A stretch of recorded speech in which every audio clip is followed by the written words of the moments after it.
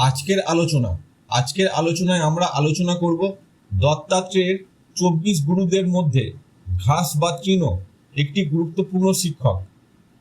ঘাস আমাদের জীবন চর্চার জন্য একাধিক দার্শনিক পাঠ দেয়, যা দত্তাত্রেয় মহারাজ আত্মজ্ঞান অর্জনের জন্য গ্রহণ করেছিলেন। ঘাস বা তৃণ থেকে আমরা কি জীবনের পাঠ পেতে পারি তা নিয়ে দার্শনিক ব্যাখ্যা ও বর্তমান জীবনের উদাহরণ দিয়ে বিশ্লেষণ করব। 1. নম্রতা ও বিনয়। দার্শনিক ব্যাখ্যা।